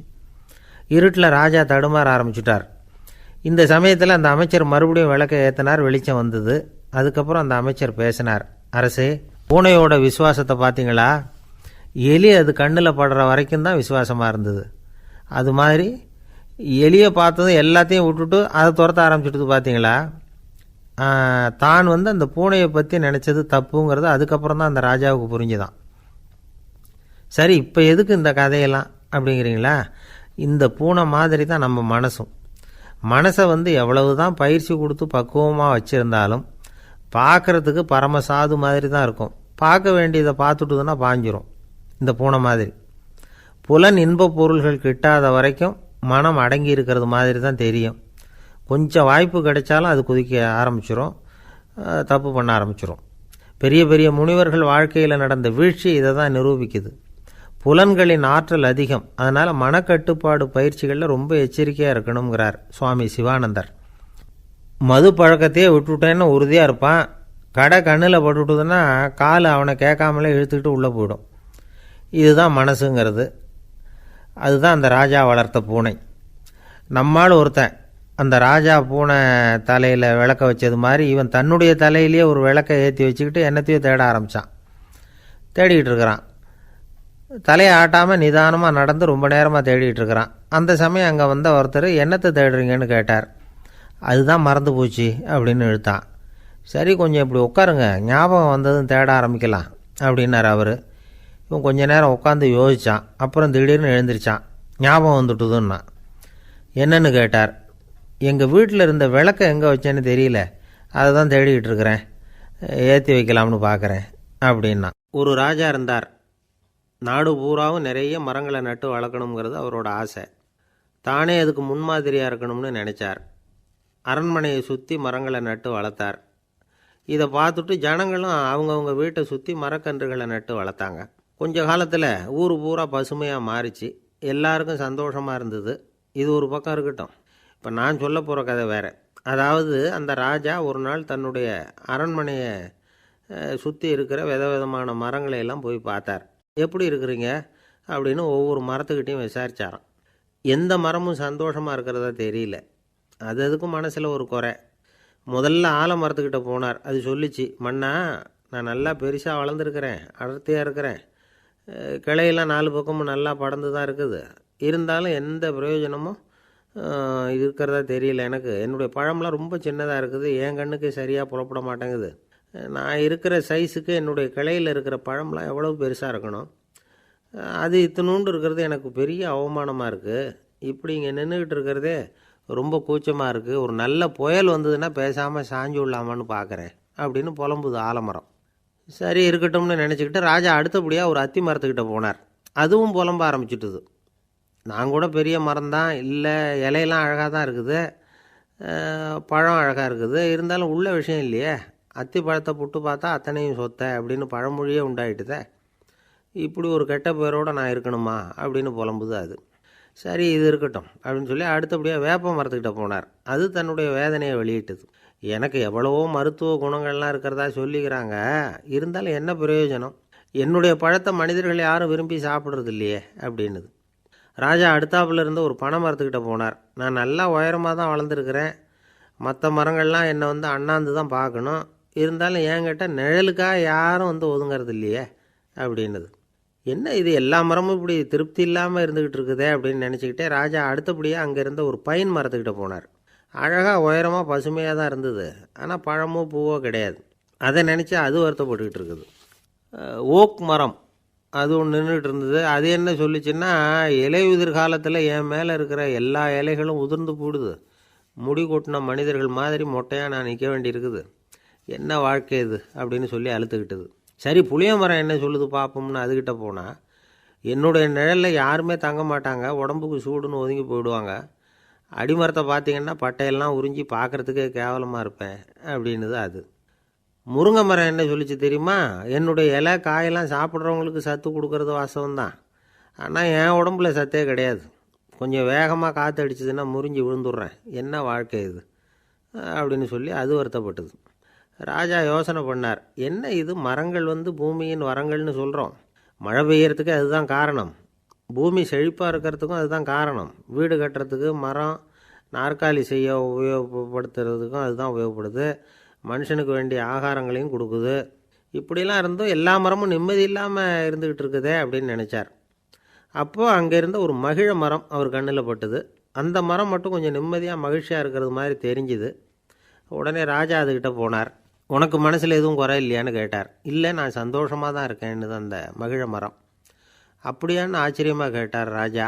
ஆமாம் மன்னா, இந்த இடத்துல நீங்கள் ஒரு முருங்கை மரத்தையோ வேப்ப மரத்தையோ கூட நட்டிருக்கலாம், ஆனால் இந்த இடத்துல நடுறதுக்கு என்ன தேர்ந்தெடுத்துருக்குறீங்க, அதுவே எனக்கு பெருமை, அதுவே எனக்கு திருப்தி அப்படின்னு தான் மகிழ மரம். மகிழ மரம் சாதாரணமாக தான் இருக்கும், இளம் மஞ்சள் நிறத்தில் பூக்கள், அது காய்ந்தும் மனம் வீசும். மகிழ மரம் மாதிரி மன திருப்தியோடு வாழறதுக்கு நாம் கற்றுக்கணுமா. நாம் இந்த உலகத்தில் ஒரு நாயாவோ நரியாவோ கூட பிறந்திருக்கலாம், மனுஷனாக பிறந்திருக்கிறோம், அதுவே பெருமை தானே. இந்த நிறைவு தான் மகிழ்ச்சியின் ரகசியம். ஒரு பையன் அப்பா கிட்ட போய், அப்பா நீங்கள் இந்த உலகத்தில் ஒரு மனுஷனாக பிறந்தது என்னோட அதிர்ஷ்டம் நானா. ஏண்டா அப்படி சொல்கிறேன்னு இருக்கார் அப்பா. நீங்கள் ஒரு கரடியாக பிறந்திருந்தா இந்நேரம் நானும் ஒரு கரடி குட்டியாக தானே இருந்திருப்பேன் அப்படின்னு நானா பையன். இந்த உலகத்தில் நாம் நல்லபடியாக இருக்கணும்னா அதுக்கு முக்கியமாக தேவைப்படுறது ரெண்டு. ஒன்று செல்வம், இன்னொன்று அறிவு. சரி, இது ரெண்டில் சிறந்தது எது அப்படின்னு ஒரு கேள்வி கேட்டால் என்ன பதில் சொல்கிறது? இதே கேள்வியை ஹஸ்ரத் அலி அவர்கள்கிட்ட கேட்டாங்களாம். அவர் ஒரு பெரிய அறிஞர். கேள்வி கேட்டவங்களும் சாதாரண ஆட்கள் இல்லை, இவங்களும் அறிஞர்கள். ஒரு நாள் ஹஸ்ரத் அலி அவர்கள்கிட்ட 10 அறிஞர்கள் வந்தாங்களாம். ஐயா, நாங்கள் 10 பேரும் உங்ககிட்ட ஒரே கேள்வியை தான் கேட்க வந்திருக்கிறோம், ஆனால் எங்கள் 10 பேருக்கும் நீங்கள் தனித்தனியாக பதில் சொல்ல முடியுமா அப்படின்னு கேட்டிருக்காங்க. அதாவது அவங்க ஒரே கேள்விக்கு இவர்கிட்ட இருந்து 10 விதமான பதில் எதிர்பார்க்குறாங்க. சரி கேளுங்க, என்ன கேள்வி அப்படின்னார் அவர். அப்போ தான் அவங்க கேட்டாங்களாம், செல்வம் அறிவு இது ரெண்டில் சிறந்தது எது, இதுதான் கேள்வி. ஹஸ்ரத் அலி என்ன பண்ணார் தெரியுமா, அவங்கள ஒவ்வொருத்தராக கூப்பிட்டார், ஒவ்வொரு விதமான பதிலை சொல்லி அனுப்புனார். முதல்ல ஒருத்தரை கூப்பிட்டார், சொன்னார், அறிவுங்கிறது தீர்க்கதரிசிகள், ஞானிகள், மகான்கள் இவங்களோட பரம்பரை சொத்து, ஆனால் செல்வங்கிறது கொடுங்கோலரின் ஆயுதம், அதனால் அறிவு தான் சிறந்தது அப்படின்னார். ரெண்டாவது ஆளை கூப்பிட்டார், உங்ககிட்ட செல்வம் இருந்தால் நீங்கள் தான் அதை காப்பாற்றணும், ஆனால் அறிவு வந்து உங்களை எப்பவும் காப்பாற்றும், ஆகவே அறிவு தான் சிறந்தது அப்படின்னார். மூணாவது ஆளை கூப்பிட்டார், செல்வந்தனுக்கு எப்போதும் விரோதிகள் அதிகம், ஆனால் அறிஞனுக்கு நண்பர்கள் அதிகம், அதனால் அறிவு தான் சிறந்ததுன்னார். அடுத்தவரை கூப்பிட்டார், செல்வம் அடுத்தவங்களுக்கு கொடுக்க கொடுக்க குறையும், ஆனால் கல்விங்கிறது அதிகரிச்சுக்கிட்டே வரும், கொடுக்கறதுனால குறையாது, அதனால் அறிவு தான் சிறந்ததுன்னார். இன்னொருத்தரை கூப்பிட்டார், அறிவுள்ளவன் எப்பவும் வந்து அதை அடுத்தவங்களுக்கு வாரி வழங்கிக்கிட்டே இருப்பான், அதனால் அவங்ககிட்ட தாராளத்தன்மை இருக்கும், ஆனால் செல்வந்தன்கிட்ட கஞ்சத்தனம் தான் இருக்கும், அதனால் அறிவு தான் சிறந்ததுன்னார். ஆறாவது நபரை கூப்பிட்டார், செல்வத்தை வந்து கள்வர்கள் திருடிக்கிட்டு போக முடியும், ஆனால் அறிவை வந்து அப்படி திருடிக்கிட்டு போக முடியாது அப்படின்னார். 7வது நபரை கூப்பிட்டார். செல்வம் வந்து கால ஓட்டத்தில் அழிஞ்சிரும், ஆனால் அறிவை வந்து கால ஓட்டம் ஒன்றும் பண்ண முடியாது, ஆகவே அறிவே சிறந்ததுன்னார். 8வது ஆளை கூப்பிட்டு சொன்னார், செல்வத்துக்கு எப்பவும் எல்லை உண்டு, நிறை உண்டு, அளவு உண்டு, கணக்கு உண்டு, ஆனால் அறிவுக்கு அப்படிப்பட்ட எல்லை எதுவும் கிடையாது, அதனால் அதுதான் சிறந்ததுன்னார். அடுத்தவனை கூப்பிட்டார். செல்வம் வந்து உள்ளத்தில் உள்ள ஒளியை வந்து போக்கிவிடும், இருட்டை உண்டாக்கிவிடும், விரிந்த மனப்பான்மையை வந்து குறுகலாக்கிவிடும். ஆனால் அறிவு அப்படி இல்லை, இருண்ட உள்ளத்தில் ஒளியை பாய்ச்சி அதை விசாலப்படுத்துது, அதுதான் சிறந்ததுன்னார். கடைசியாக 10வது நபரை கூப்பிட்டார். செல்வம் வந்து மனசில் செருக்கை உண்டாக்குது, ஆணவத்தை ஏற்படுத்துது, அதனால் நானே கடவுள்னு நினைக்கிற அளவுக்கு மனுஷனை வந்து தாழ்த்தி விடுது, ஆனால் அறிவு வந்து பணிவையும் பண்பாட்டையும் வளர்க்குது, அதனால் அறிவு தான் சிறந்ததுன்னார். ஆக இப்படி 10 பேருக்கும் 10 விதமாக பதில் சொன்னது மூலமாக ஹஸ்ரத் அலி அவர்கள் அறிவு தான் செல்வத்தை விட சிறந்தது அப்படிங்கிறதுக்கு 10 காரணங்களை சுட்டி காட்டியிருக்கார். அந்த அறிஞர் 10 பேர் கேட்ட ஒரே கேள்விக்கு 10 பதில் சொன்னார். நமக்கு வேண்டிய ஒருத்தர் 10 பேர் கேட்ட கேள்விக்கு ஒரே பதில் சொல்லி சமாளித்தார். கேள்வி என்ன தெரியுமா? என்கிட்ட வாங்கின கடனை எப்போயா திருப்பி கொடுக்க போகிறேன்? இதுதான் அந்த 10 பேரும் கேட்ட ஒரே கேள்வி. இந்த மாதம் 26ஆம் தேதி தந்துடுறேன் அப்படிங்கிற ஒரே பதில் சொல்லி அவ்வளவு பேரையும் இவர் அனுப்பி வச்சுட்டாராம். எல்லாரும் போனதுக்கப்புறம் இவரை தனியாக கூப்பிட்டு கேட்டிருக்கிறாங்க, அது என்ன சார் கணக்கு, 26ஆம் தேதி அன்னைக்கு என்ன அதிசயம் நடக்க போகுது அப்படின்னு கேட்டிருக்காங்க. அதிசயம் அன்னைக்கு இல்லை, அதுக்கு நாளே நடக்க போகுதுன்னாராம். விவரமாக சொல்லுங்கன்னு இருக்காங்க. வேறு ஒன்றும் இல்லைங்க, 26ஆம் தேதி தானே எல்லாரையும் வர சொல்லியிருக்கிறேன், அதுக்கு நாளே நான் புறப்பட்டு தலைமறைவாயிட போகிறேன் அப்படின்னாராம் ரொம்ப பெருமையாக. துருக்மேனியாவில் அஷ்காபாத் அப்படின்னு ஒரு நகரத்தில் ஒரு புவியியல் விஞ்ஞானி இருந்தார். அவர் ஒரு நாய்க்குட்டி வளர்த்தார். ஒரு நாள் முன்னிரவு நேரம் ஒரு மேஜைக்கு முன்னாடி உட்காந்து அந்த விஞ்ஞானி ஏதோ கணக்கு போட்டுக்கிட்டு இருக்கிறார். அவருக்கு ஒரு சின்ன பெண் குழந்தை, அது தொட்டிலில் தூங்கிட்டு இருக்குது. அந்த நாய்க்குட்டியும் ஒரு மூலையில் படுத்து அது பாட்டுக்கு தூங்கிட்டு இருந்தது. ஒரே அமைதி. அந்த நேரத்தில் திடீர்னு அந்த நாய்க்குட்டி துள்ளி எழுந்திரிச்சிது, நேராக குழந்தைகிட்ட ஓடிச்சு. அந்த குழந்தைய அது போட்டிருந்த ட்ரெஸ்ஸோடு சேர்த்து கவ்வி தூக்குச்சு, தூக்கிக்கிட்டு வாசல் பக்கம் ஓடிச்சு. நாய்க்குட்டி குழந்தைய கவ்வி தூக்க முடியுமாங்கிற சந்தேகம் உங்களுக்கு இல்லையா? நீங்கள் வந்து நம்ம ஊர் நாய்க்குட்டியவே பார்த்து பழக்கப்பட்டிருக்கீங்க, அதனால் நம்புறதுக்கு சிரமமாக இருக்கும். அந்த ஊர்லெலாம் அது வந்து ரொம்ப ஸ்ட்ராங்காக இருக்கும், ஒரு ஏதோ கண்ணுக்குட்டி மாதிரி இருக்கும். விஞ்ஞானி அதை பார்த்துட்டார். உடனே அந்த நாய்க்கு வந்து வெறி பிடிச்சிட்டுதுன்னு முடிவு பண்ணிவிட்டு தன்னோட கை துப்பாக்கியை எடுத்துக்கிட்டு ஓடி வந்தார். அவர் வெளியில் வந்து நாய்க்குட்டி எங்கே அப்படின்னு பார்த்து தேடுறார். அந்த நேரத்தில் அந்த வீடு வந்து இடிஞ்சு விழுது. காரணம் பூமி அதிர்ச்சி. இப்படி பூமி அதிர்ச்சி உண்டாக போகுதுங்கிறது அந்த நாய்க்குட்டிக்கு முன்னாடியே தெரிஞ்சு போச்சு. அதுதான் குழந்தைய தூக்கிட்டு வெளியில் ஓடி வந்திருக்குது. அது மூலமாக அந்த குடும்பத்தையே காப்பாற்றிருக்குது அந்த நாய்க்குட்டி. இந்த சம்பவம் நடக்கிறதுக்கு 3 நாளைக்கு முன்னாடியே சில பிராணிகளுக்கு இப்படி நடக்க போகுதுங்கிறது தெரிஞ்சிருக்குதான். ஆமாம், அந்த நகரத்தில் 3 நாளைக்கு முன்னாடியே பாம்பு, பல்லி இதெல்லாம் அது தங்கியிருந்த வலையை விட்டு வெளியில் ஓடி வந்துட்டுது. அதே மாதிரி அங்கே இருந்த புறாவெல்லாம் பறந்து போயிடுச்சான். இதே மாதிரி யுகோஸ்லோவியாவில் கூட ஒரு நகரம், அங்கே ஒரு நாள் ராத்திரி ஒரு மிருக காட்சி சாலையில் திடீர்னு ஒரு பெரிய கலவரம், கூச்சல், குழப்பம். அங்கே இருந்த கழுதை, புலி, யானை, பறவை எல்லாம் கண்ணாபின்னான்னு கத்த ஆரம்பிச்சுட்டுது. நீர் யானை அதுக்குன்னு போடப்பட்டிருந்த தடுப்பையே தாண்டி குதித்து வெளியில் வந்துட்டு தான். மறுநாள் தான் எல்லாருக்கும் விஷயம் புரிஞ்சுது. அடுத்த நாள் காலையில் அங்கே பூமி அதிர்ச்சி உண்டாயிட்டுது. இப்போ பாருங்கள், அதாவது மனுஷனை போய் தீர்க்க தரிசி அது இதுன்னு சொல்லிகிட்டு இருக்கிறோம், இவனை விட அது பரவாயில்லைன்னு தோணுது. அதாவது மிருகங்கள் ஒன்று நடக்க போகுதுங்கிறத முன்னாடியே புரிஞ்சுக்குதே. சரி, இதெல்லாம் எப்படி அது முன்கூட்டி புரிஞ்சுக்குது? அதுதான் படைப்பு ரகசியம். அதை கண்டுபிடிக்கிறதுக்கு தான் மனுஷன் வந்து ஆராய்ச்சி பண்ணிகிட்டு இருக்கிறான். விஞ்ஞானிகளோட ஆராய்ச்சியெல்லாம் ஒரு பக்கம் இருக்கட்டும், வீட்டுக்குள்ளேயே சில ஆராய்ச்சி பண்ணி பாருங்களேன். இப்போ சில யோசனை சொல்லி அதை சோதனை பண்ணி பாருங்க அப்படின்னு ஒருத்தர் சொன்னாராம். அதாவது இப்போ மழை வருமா வராதா அப்படின்னு தெரிஞ்சுக்கணுமா, உடனே ஒரு பூனைக்குட்டி பின்னாடியே மெதுவாக போய் அது என்ன செய்யுதுன்னு கவனித்து பார்க்கணும். பூனைக்குட்டி தன்னோட பாதத்தினால சுகத்தில் வந்து அப்படி கீறிக்கிட்டு இருக்கும். அப்படி கீறினா கண்டிப்பாக மழை வரும். சில சமயம் பூனைக்குட்டி அப்படி மல்லாந்து படுத்துக்கிட்டு பாதத்தை உயர தூக்கும், அப்படியும் இப்படியும் புரளும். இப்படி செஞ்சதுன்னா அன்னைக்கும் மழை இருக்காது. அதனால் முன்னாடி இருந்தது மழை வர்றதுக்கு அறிகுறி, இது மழை இல்லைங்கிறதுக்கு அறிகுறி. பறவைகள், பிராணிகள் இதுகளோட நடவடிக்கைகளை பார்த்துட்டு அதையெல்லாம் அடிப்படையாக வச்சு தான் காலநிலையை கண்டுபிடிக்கிற கருவிகளை கண்டுபிடிச்சிருக்கிறாங்க. வாத்து இருக்குல்ல, சில சமயம் தன்னோட அழகை தன்னோட இறகுகளில் அப்படியே புதைச்சிக்கும். அப்படி செஞ்சால் குளிர்காலம் வரப்போகுதுன்னு அர்த்தம். பருவநிலை குளிராக மாறப்போகுதுங்கிறதுக்கு இதுதான் அறிகுறி. சிட்டுக்குருவி இருக்குதுல்ல, அதெல்லாம் புழுதியில் உழுந்து புரளும், சிறகுகளை வந்து படபடன்னு அடிச்சுக்கும். அப்படி செஞ்சால் மழை வரப்போகுதுன்னு அர்த்தம். ஒன்று மட்டும் நாம் நல்லா தெரிஞ்சுக்கணும், இயற்கையின் சீற்றம்னு சொல்கிறோம் இல்லையா, இயற்கை ஏன் நம்ம மேலே கோவப்படுது? இயற்கையை நாம் அனுசரித்து போகிறதில்ல, அதனால் கோவப்படுது. காடுகளை அழிக்கப்படாது, விலங்குகளை கொல்லக்கூடாது, இயற்கை ஏற்படுத்தி வச்சுருக்கிற சமநிலையை கெடுக்கக்கூடாது. அதை புரிஞ்சுக்கிட்டு வாழ்ந்தோம்னா பூமியும் நடுங்காது, நாமளும் நடுங்க வேண்டிய அவசியம் இருக்காது. ஒருத்தர் இருந்தார், சாராய கடைக்கு போனாராம், நிறைய சாப்பிட்டார். அப்புறம் சொன்னார், இது ரொம்ப அற்புதமான சரக்கு போல் இருக்குது, உள்ளே போன உடனே இந்த பூமியே நடுங்கிறது மாதிரி இருக்குது எனக்கு அப்படின்னாராம். இதுக்கு கடைக்காரர் சொல்லியிருக்கார், நீங்கள் சாப்பிட்டது வெறும் பச்சை தண்ணி தாங்க, இப்போ ஏற்பட்டிருக்கிறது நிஜம் பூமி அதிர்ச்சி அப்படின்னாராம். ஒரு ஊரில் ஒரு ராஜா இருந்தார். அந்த ராஜாவுக்கு ஒரு மந்திரி. ராஜா ரொம்ப நியாயமானவர், நேர்மையானவர், கண்டிப்பானவர். தப்பு செய்கிறது யாராக இருந்தாலும் தண்டனை கொடுப்பார். வேண்டியவங்களுக்கு ஒரு நியாயம், வேண்டாதவங்களுக்கு ஒரு நியாயங்கிறதெல்லாம் அவர்கிட்ட கிடையாது. ஒரு சமயம் அரசவையில் அந்த அமைச்சரே வந்து விதிமுறைகளுக்கு புறம்பாக ஏதோ நடந்துக்கிட்டு இருக்கார். மன்னருக்கு கோபம் வந்துட்டுது. உடனே அந்த அமைச்சரை கிட்டத்தில் கூப்பிட்டு அவர் கன்னத்தில் ஓங்கி ஒரு அறை கொடுத்துட்டாராம். உடனே அந்த அமைச்சர் என்ன பண்ணார் தெரியுமா, நேராக போனார், அங்கே நின்றுக்கிட்டு இருந்த இன்னொருத்தர் கன்னத்தில் ஓங்கி அரைஞ்சார். அறை வாங்கினவர் திகைச்சு போயிட்டார். இவர் ஏன் நம்மளை வந்து அரைகிறார் அப்படின்னு யோசனை பண்ணார். மன்னரும் திகைச்சு போயிட்டார். நாம் இவரை அரைஞ்சால் அதுக்காக இவர் போய் இன்னொருத்தரை அரையணுமா அப்படின்னு யோசனை பண்ணார். இவருக்கு என்ன பைத்தியமானு கூட நினைக்க ஆரம்பிச்சிட்டார். ஆனால் என்ன ஆச்சுன்னா, அப்புறம் அமைச்சர் அவர் கவனிச்சிக்கிட்டு இருந்தாரா, அவர் இன்னொருத்தரை அரைஞ்சார் இல்லையா, அந்த அறை வாங்கின ஆசாமியை பார்த்து கத்திக்கிட்டு இருந்தார்.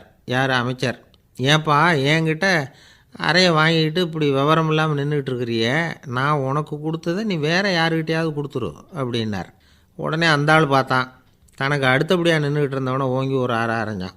அவன் கன்னத்தை தடவிட்டே யோசனை பண்ணான். இது ஏதோ புரிஞ்சுக்கிட்ட மாதிரி அடுத்தாப்பில் நின்றுக்கிட்டு இருந்தவனை அரைஞ்சான். இப்படி இந்த அறை வந்து மாறி மாறி போய்கிட்டே இருக்குது. ஊர் பூரா பிரயாணம் பண்ண ஆரம்பிச்சுட்டுது. அன்றைக்கி ராத்திரி அந்த ராஜா படுக்கிறதுக்காக போனார். அந்த நேரம் பார்த்து அவர் கன்னத்தில் பலார்னு ஒரு அறை விழுந்தது. நம்மளே அரையிறது யார் அப்படின்னு அதிர்ச்சியோட மன்னர் திரும்பி பார்க்குறாரு. அரைஞ்சது அவரோட மனைவி. என்னாச்சு உனக்குன்னு கத்துனார் ராஜா.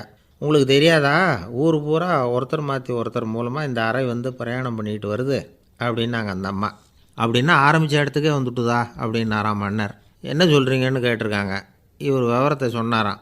அப்படின்னா நீங்கள் ஆரம்பித்து வச்ச இந்த விளையாட்டை நான் முடிச்சு வச்சுட்டேன் அப்படின்னாங்களாம் அந்த அம்மா. மறுநாள் காலை மறுபடியும் அரசவை கூடிச்சு. அந்த அமைச்சர் மன்னரை பார்த்து கேட்டார், என்ன மகாராஜா, என்கிட்ட கொடுத்ததை திருப்பி வாங்கிட்டீங்களா அப்படின்னாராம். இப்படி நடக்கும்னு நான் எதிர்பார்க்கவே இல்லைன்னார் மன்னர். ஆனால் நான் எதிர்பார்த்தேன். அது எங்கே போயிட போகுது, ஊர் பூரா சுற்றி கடைசியில் உங்ககிட்ட தான் வந்து சேரும் அப்படிங்கிறது எனக்கு தெரியும் அப்படின்னாராம் அமைச்சர். இந்த கதை வந்து வேடிக்கையாக இருந்தால் கூட இதில் உள்ள கருத்து முக்கியமானது. இந்த உலகத்தில் பல கருத்துக்கள் இப்படி தான் மாறி மாறி சுற்றி வந்துக்கிட்டே இருக்குது. நம்மளும் ஒருத்தன் தன்னுடைய நண்பன் ஒருத்தனை கடத்தெருவில் பார்த்தான். உடனே ஓடி போய் பலார்னு ஒரு அறை கொடுத்தானா. அவன் கன்னத்தை தடவிட்டு ஏன்டா என்னை அரைஞ்சேன்னு கேட்டிருக்கான். நீ ஏன்டா என்னை முட்டாள்னு என் மனைவிட்ட போய் சொன்னேன் அப்படின்ட்டுருக்கான் அவன்.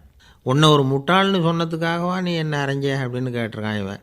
டேய், நான் அதுக்காக அறையலப்பா, அது ஒரு பெரிய ரகசியம் நான் முட்டாளுங்கிறது.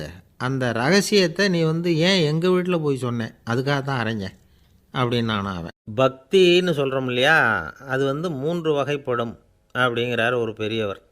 அது என்ன 3 வகைன்னா, தெய்வ பக்தி, அடியார்கள் பக்தி, குரு பக்தி. அடியார் பக்தியை விட தெய்வ பக்தியை விட குரு பக்தி தான் ரொம்பவும் சிறந்ததுங்கிறார் அவர். தெய்வத்துக்கிட்ட செஞ்ச பாவம் குருநாதர்கிட்ட தீர்ந்துருமா, குருநாதர்கிட்ட செஞ்ச பாவம் தெய்வத்துக்கிட்ட போனாலும் தீராதான். இப்படி பெரியவங்கள்லாம் சொல்லி வச்சுருக்கிறாங்க. ஒரு காடு, அங்கே அயோத தௌமியர் அப்படின்னு ஒரு தபோதனர். அவர் பல மாணவர்களை ஒன்றா சேர்த்து ஒரு குருகுலம் நடத்திக்கிட்டு இருக்கிறார். பல தரப்பட்டவங்க பல திறப்பட்டவங்க மாணவர்கள் அதில் சேர்ந்து படிச்சுக்கிட்டு இருக்கிறாங்க. பாஞ்சால ராஜகுமாரன் ஒருத்தனும் அந்த குருகுலத்தில் சேர்ந்து படிச்சுக்கிட்டு இருக்கிறான். அவன் பேர் ஆருணி. பெரிய இடத்து புள்ள, இருந்தாலும் படுப்பில் ரொம்ப கெட்டிக்காரனாக இருந்தான். அவன் தான் அங்கே முதல் மாணவன். ஒரு நாள் குருநாதர் அந்த அரசகுமாரனை கூப்பிட்டார். நம்ம குருகுலத்துக்கு சொந்தமான வயலில் தண்ணீர் பெருகி வெள்ளம் வந்து பயிரை வந்து அழிக்குதான், அதனால் நீ போய் மடையை அடைச்சிட்டு வந்துரு அப்படின்னார். அந்த அரசகுமாரன் உடனே புறப்பட்டான். குருநாதர் சொல்லிட்டார்ல, உடனே புறப்பட்டான். நான் பெரிய இடத்து பிள்ளையாச்சே, ராஜகுமாரனாச்சே, ரொம்ப செல்வாக்கூட வளர்ந்தவனாச்சே, நான் போய் வயலில் இறங்கி வேலை செய்கிறதா அப்படின்னுலாம் அவன் நினைக்கல. குருநாதர் கட்டளையை நிறைவேற்ற வேண்டியது நம்ம கடமை அப்படின்னு நினச்சான். உடனே ஒரு மண்வெட்டியை தூக்கி தோளில் வச்சுக்கிட்டு புறப்பட்டு போயிட்டான். வயலுக்கு போனான். பார்த்தான், தண்ணி கரையை உடச்சிக்கிட்டு வயலுக்குள்ளே ஏகமாக பாஞ்சிக்கிட்டு இருக்குது. இவன் மண்வெட்டியால் களிமண்ணை புல்லோடு சேர்த்து புல் பற்ற மாதிரி வெட்டி வெட்டி போட்டான். இருந்தாலும் மடையை அடைக்க முடியல. தண்ணி அதை மீறி வந்துக்கிட்டே இருக்குது. தண்ணி வேகமாக வயலுக்குள்ளே போய்கிட்டே இருக்குது. போடுற பத்தையெல்லாம் கரைஞ்சி கரைஞ்சி போயிட்டுருக்கு. இருந்தாலும் இவன் தன்னுடைய முயற்சியை கைவிடலை. வெட்டி வெட்டி போட்டுக்கிட்டே இருக்கிறான். காலையில் அங்கே போனவன் சாயந்தரம் வரைக்கும் இப்படி செஞ்சுக்கிட்டு இருக்கிறான். உடம்பும் மனசும் ரொம்பவும் சோர்ந்து போச்சு. இருந்தாலும் குருநாதர் இட்ட கட்டளையை நிறைவேற்றாமல் இருக்கிறோமேங்கிற ஒரு குறை அவனுக்கு இருக்குது. குரு கட்டளையை நிறைவேற்றாத நான் இன்னமும் இருக்கணுமா அப்படின்னு யோசனை பண்ண ஆரம்பிச்சிட்டான். என்ன செய்யலாம்னு பார்த்தான். நம்ம குருநாதர் இட்ட பணிக்காக இந்த உடம்பையே தியாகம் பண்ணலாம் அப்படின்னு முடிவு பண்ணான். தண்ணி பாயுதில் அதுக்கு குறுக்க விழுந்து அப்படியே மடையை அடைச்சிக்கிட்டு அப்படியே படுத்துட்டான். இது மற்றவங்களுக்கு தெரியாது. அன்னைக்கு ராத்திரி ஒரு விளக்கு முன்னாடி உட்காந்து குருநாதர் பிள்ளைங்களுக்கு பாடம் சொல்லி கொடுத்துக்கிட்டு இருக்கிறார். முதல் வரிசையில் இருக்கக்கூடிய ராஜகுமாரனை காணலை. நம்ம ஆருணி எங்கே போனா அப்படின்னு சொல்லி மற்ற மாணவர்களை விசாரித்தார். இப்போ அவங்க சொன்னாங்க, சுவாமி அவன் காலையில் வயலுக்கு மடையை அடைக்கிறதுக்காக போனான், நீங்கள் தான் போக சொன்னீங்க, இன்னும் திரும்பி வரல அப்படின்னு ஒரு பையன். குருநாதர் உடனே ஒரு தீவெட்டி எடுத்துக்கிட்டு மாணவர்களை அழைச்சிக்கிட்டு வயலுக்கு போனார். அங்கே போய் பார்த்தா ஆளை காணும். ஆருணி ஆருணின்னு சொல்லி சத்தம் போட்டு கூப்பிட்டு பார்க்குறார். நான் இங்கே இருக்கேன் குருநாதா அப்படின்னு காலுக்கு அடியிலேருந்து ஒரு சத்தம் வருது. குனிஞ்சு பார்த்தா அவன் மடையில் படுத்துருக்குறான். என்னப்பா இதுன்னார். காலையிலேருந்து இந்த மடையை அடைச்சி பார்த்தேன் சுவாமி, முடியல, அதனால் இப்படி குறுக்க படுத்துட்டேன். என்னை தாண்டறதுக்கு பயந்து போய் தண்ணியை தேங்கி நின்றுட்டுது அப்படின்னா. அவனுடைய குரு பக்தியையும் அவனை தாண்டறதுக்கு அஞ்சு நிற்கிற தண்ணி தேக்கத்தையும் பார்த்துட்டு எல்லாரும் ரொம்ப ஆச்சரியப்பட்டு போயிட்டாங்களாம். ஆருணி எழுந்திரிச்சு வா அப்படின்னு கூப்பிட்டாரான் குருநாதர். அவன் தண்ணீரை பொழந்துக்கிட்டு எழுந்திரிச்சு வந்தானான். அதனால் அவனுக்கு உத்தாலகன் அப்படின்னு ஒரு பேர். உத்தாலகன்னா தண்ணீரை பிளந்தவன் அர்த்தம். அந்த உத்தாலகன் மாதிரி இந்த காலத்து மாணவர்களுக்கும் குரு பக்தி வேணும் அப்படின்னு சொன்னோம் ஒரு பள்ளிக்கூடத்தில். உடனே நிறைய மாணவர்கள் எழுந்திரிச்சு நின்னாங்க. சார், நீங்கள் எங்களை இன்னமும் சரியாக புரிஞ்சுக்கலன்னு நினைக்கிறோம். அன்னைக்காவது ஒருத்தன் அப்படி இருந்தான், இன்றைக்கி ஏகப்பட்ட உத்தாலகர்கள் இருக்கிறோம். எங்கள் வாத்தியார் கட்டளை இட்டால் இப்போவே அது மாதிரி வயலுக்கு போய் மடையில் குறுக்கப்படுத்துக்கிறதுக்கு இந்த வகுப்பில் உள்ள அத்தனை பேரும் தயாராக இருக்கிறோம் அப்படின்னாங்க. அப்படியா அப்படின்னு சொல்லி கேட்டோம் ரொம்ப சந்தோஷமாக. ஒருத்தன் ரொம்ப அடக்கமாக எழுந்திரிச்சான். அப்புறம் சொன்னான், ஆமாம் சார், வகுப்பில் இவர் நடத்துகிற பாடத்தை கேட்டுக்கிட்டு இருக்கிறத விட பேசாமல் போய் மடையில் படுத்துடுறது ஒன்றும் கஷ்டமான காரியமாக இருக்காது, அதனால தான் எல்லோரும் அங்கே போகிறேன்னு சொல்கிறோம் அப்படிங்கிறான். ஒரு இலக்கிய கூட்டம் ஏற்பாடு பண்ணியிருக்கிறோம், நீங்கள் அவசியம் அதில் பேசணும் அப்படின்னு கேட்டுக்கிட்டார் ஒருத்தர். வேணாங்க, 4 பேருக்கு முன்னாடி நிற்கிறதுனா எனக்கு ரொம்ப கூச்சமாக இருக்கும் அப்படின்னாரு இவர். ஏன் சார் இன்னமும் குழந்த மாதிரி கூச்சப்படுறீங்களே அப்படின்னார் அவர் ஒரு மாதிரியாக சமாளித்து அனுப்பி வச்சுட்டு அதுக்கப்புறம் அதை பற்றி இவர் யோசித்து பார்த்துருக்கார். சில நிபுணர்கள் எழுதியிருக்கிறத படித்தும் பார்த்துருக்கிறார். மனோதத்துவ நிபுணர்கள் என்ன சொல்கிறாங்க தெரியுமா? 10-20% குழந்தைகள் பிறக்கிறப்பவே கூச்ச சுபாவம் கொண்டதாக தான் இருக்குதான். ஒரு தாத்தா தன்னோட பேர பிள்ளைய ஆசையாக கூப்பிடுறார் விளையாட்டு காட்ட, அதை அழுதுகிட்டு ஓடி போகுது. ஒரு அம்மா தன்னோட பிள்ளைய பள்ளிக்கூடத்தில் சேர்க்கறதுக்காக கூப்பிட்டுக்கிட்டு போகிறாங்க. அந்த புள்ள அம்மாவோட முந்தானையில் ஒளிஞ்சிக்கிட்டு வெளில வரமாட்டேங்குது. இவங்களெல்லாம் எப்படி சமாளிக்கிறது? குழந்தைகளோட கூச்ச சுபாவத்தை போக்குறது எப்படி? இதுக்கு நிபுணர்கள் சில யோசனைகளை சொல்லியிருக்கிறாங்க. மற்றவங்களுக்கு முன்னாடி என் பையனுக்கு கூச்சம் ரொம்ப அதிகம் சார், மற்றவங்க பார்த்தா ரொம்ப வெக்கப்படுறான், இப்படி சொல்கிற அப்பாக்கள் உண்டு. என் பையன் புது மனுஷால பார்த்தா அட்டையாக ஒட்டிக்குவான் சார் அப்படின்னு சொல்கிற அப்பாக்களும் உண்டு. இப்படிலாம் குழந்தைகளுக்கு முத்திரை குத்துறது ரொம்ப தப்பான். புதுசாக யாராவது வீட்டுக்கு வந்தால் குழந்தை தானாக தன்னோட கூச்சத்தையும் பயத்தையும் போக்கிக்கிட்டு சகஜமாக மாறி வர்றதுக்கு வாய்ப்பு கொடுக்கணுமா. ஒரு கூட்டத்துக்கோ அல்லது சொந்தக்காரங்க கல்யாணத்துக்கோ குழந்தைய அழைச்சிட்டு போகிறீங்க, அங்கே போய் கட்டாயப்படுத்தி குழந்தைய மற்றவங்க கிட்ட பேச சொல்லக்கூடாது. சில சமயம் குழந்தை தானாக தன்னுடைய கூச்ச சுபாவத்தை விட்டு பேசுகிறதுக்கு முன் வந்தால் அதை பாராட்டணும். குழந்தை கலகலப்பு இல்லாமல் மௌனமாக இருந்ததுன்னா அதையும் கண்டுக்கக்கூடாது. குழந்தை பேச ஆரம்பித்தா அதை ஆர்வத்தோடு கவனிக்க தெரியணும். கலந்து உரையாடுற பழக்கத்தை வீட்லேயே ஆரம்பிக்கலாம். கேட்டதுக்கு பதில் சொல் அப்படின்னு நீங்கள் அதிகாரம் பண்ணிகிட்டு இருக்கக்கூடாது. அது குழந்தைக்கு பேசுகிற சந்தர்ப்பத்தை குறைச்சிருமா. இப்போ நாம் அதிகாரம் பண்ணால் கேலி செய்கிற பழக்கம் குழந்தைகளை ரொம்ப பாதிச்சிருமா. பெரியவங்களானதுக்கு அப்புறமும் சில பேர் கூச்சத்தோடவும் பயத்தோடவும் இருக்கிறதுக்கு இதுதான் காரணம். சின்ன வயசில் அவங்கெல்லாம் ஏதாவது கேலிக்கு ஆளாகி இருப்பாங்க. ரெண்டாவது குழந்தை மூத்த குழந்தைய கேலிக்கு ஆளாகிற சந்தர்ப்பங்களை கண்டு கேலி பண்ணினா அது இளம் நெஞ்சங்களை விட்டு நீங்கிறதே இல்லையா. எப்பவும் குழந்தையோட நடை உடை பாவனைகளை பற்றி சொல்லிக்கிட்டே இருக்கக்கூடாதான். அதுவே கூச்ச சுபாவத்தை கொண்டுட்டு வந்துடுமா. அப்பா எங்கேன்னு யாராவது கேட்டால் இது மாதிரி இன்ன காரியத்துக்காக வெளியில் போயிருக்கார், இத்தனை மணிக்கு திரும்பி வருவார் அப்படின்னு சொல்கிற அளவுக்கு குழந்தைகளை பழக்கப்படுத்தி வைக்கணும். ஃபோன்லேயே யாராவது விசாரித்தா கூட இது மாதிரி பதில் சொல்லு அப்படின்னு சொல்லணும். சின்ன சின்ன மீட்டிங்கில் 4 வார்த்தை பேச தயார் பண்ணலாம். ஒரு கடையிலையோ அல்லது ஹோட்டல்லையோ ஏதாவது விவரம் கேட்கணும்னா உங்கள் குழந்தைய தைரியமாக அனுப்புங்க. குழந்தைகள் பணிவாகவும் பொறுமையாகவும் விவரம் கேட்குறப்போ கூச்ச சுபாவம் தானாக போயிடும். சின்ன வயசுலேயே இப்படிலாம் பழக்கப்படுத்தினா தான் வருங்காலத்தில் தைரியமாக இந்த சமுதாயத்தில் வாழ முடியும். இல்லைன்னா 60 வயசுலேயும் அடுப்பங்கரையை விட்டு வெளில வர்றதுக்கு கூச்சப்பட்டுக்கிட்டு தான் இருக்க வேண்டியிருக்கும். இந்த காலத்து பிள்ளைங்க எவ்வளவோ பரவாயில்ல, எதுக்கும் தயங்குறதில்ல, கூச்சப்படுறதில்ல. ஒரு அம்மா அடுப்பங்கரையிலேருந்து சத்தம் போட்டாங்க, டேய் ராமு, தயவு பண்ணி அந்த டிவியை நிறுத்துறா, அந்த பெண்ணோட குரல் மகா மோசம், அடுப்பங்கரையில் இருக்கிற என்னாலேயே அதை சகிச்சிக்க முடியல அப்படின்னாங்களாம். உடனே பையன் கொஞ்சம் கூட தயங்காமல்